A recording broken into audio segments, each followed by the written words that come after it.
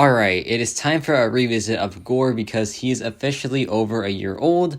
And yeah, like that's a bit crazy to think about also because like Wiccan, he still feels like kind of brand new to me. But Gorr has just aged so well. I feel like he's at his peak right now, to be honest. And like right here in Battlegrounds, like the current meta is just made for him. I feel like he's just so strong in it. And like in Battlegrounds in general, he's just a very powerful champion, I feel like, both on attack and defense.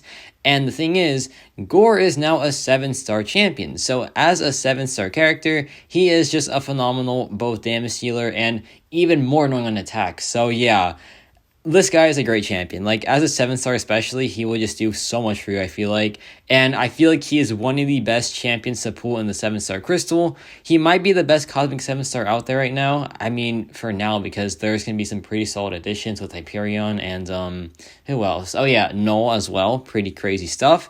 But now we have this SP3 here. And, you know, the SP3 is one of the coolest in the game by far. And yeah, the damage output is pretty good as well, right? And by the way, this interaction is happening because Sharpened Claws gives us 5 bleeds whenever we hit, like, whenever they hit our block, and whenever Gorr gets a bleed on himself, he gets a regeneration buff. And additionally, if the opponent has deep wounds, then their instant bleed attacks for, like, having more health than you counts as, like, a bleed debuff for Gorr's ability. So, like, that's why we get 10 regens per 5 bleeds. So, yeah, it's a very strong ability there.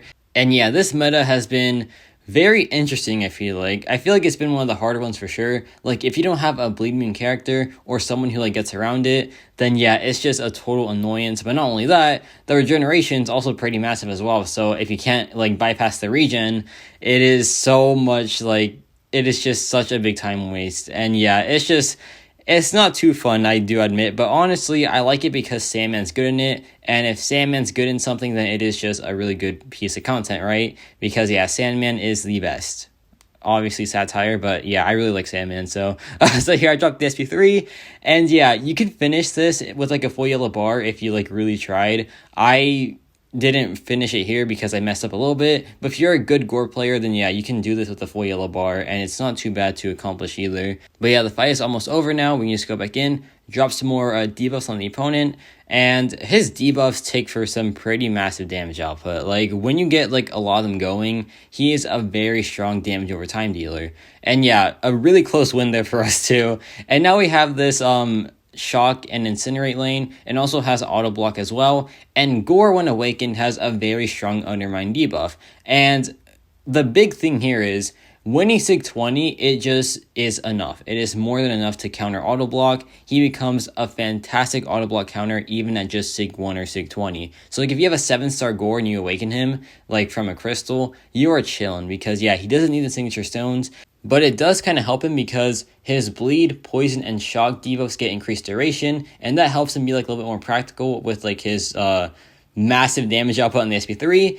But yeah, doesn't need it at all. Like, Sig 1, Sig 20 is just perfectly fine for Gorr, and I think that's great because he's a 7-star champion, right? And, you know, some 7-star champions really want high Sig, like, you know, who's a good example? I guess Korg. But honestly, Korg at, like, rank 2 is annoying, even unduped, right? So I guess, like, some of them don't really need max sig, but yeah, Gorr is not an exception. He does not need max sig whatsoever.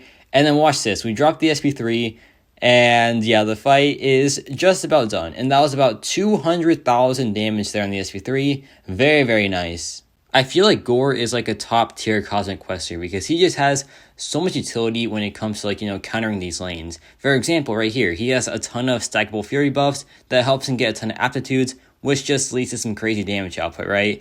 And, like, in some auto block lanes, his Undermine is just clutch for sure, and also his shock debuffs, his poison, his bleed as well, all just play a big part in just making him a crazy good quester, right?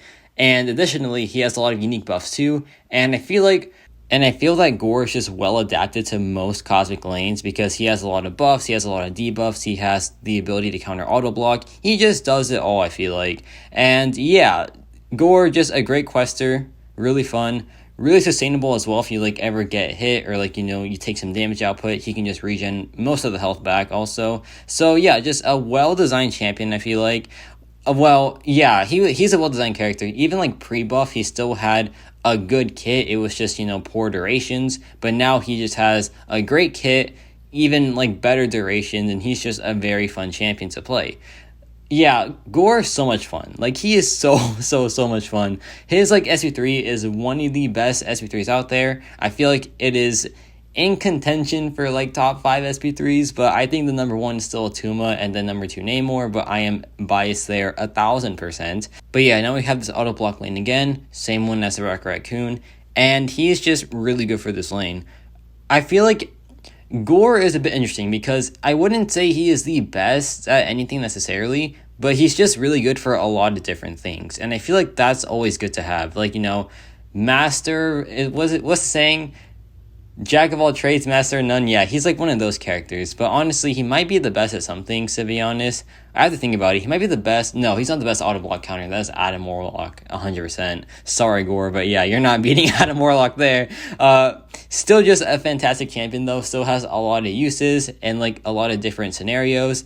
So yeah, there is like no trashing Gorr. He is a fantastic champion overall. And then watch this. I go back in. I drop the SP1 after I do some hits into the block. And Gorr has some crazy good debuff application because it applies into block as well, which is just so good. And yeah, those debuffs stack up like crazy, man. You can get what? I think my like highest is about 200 debuffs in total, which is crazy because like that's like Icarus level amount of debuffs, and he has like the most in game, I think. So yeah, Gorr is just crazy fun. Like, his rotations are also pretty straightforward as well. Like, you just want to spam your shadow magics and you want to build to the SP3 and then drop it again, and then yeah, the fight would just be over. And like I said, he's much more simple to play now because of his buff.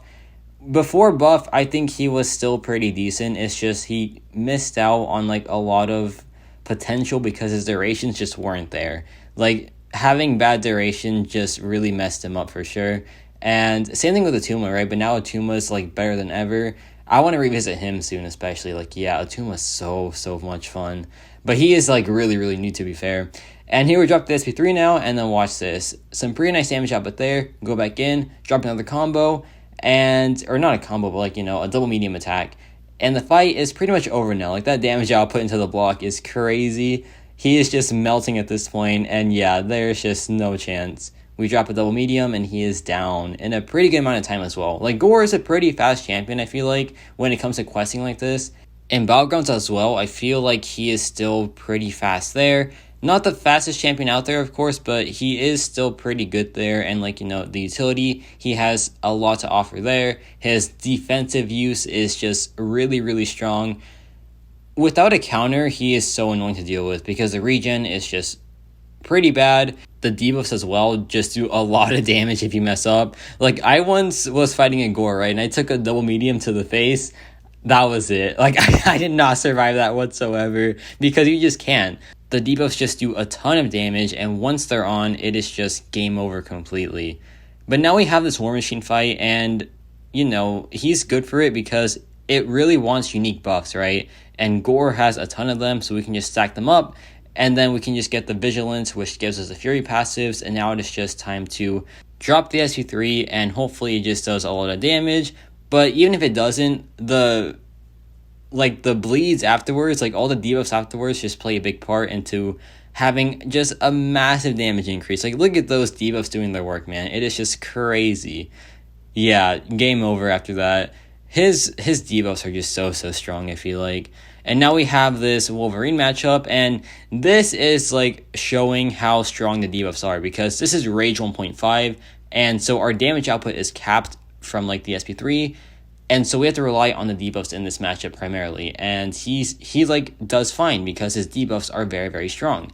So he is like a hybrid of having a very strong SP3 and also having a lot of debuffs to inflict. And the debuffs over time just do so much damage. So yeah, I just love champions that have multiple ways of dealing damage. For example, Gorr here with his SP3 and his debuffs. Who else does that? I guess Moondragon with her heavy attack and her SP2, good example there as well.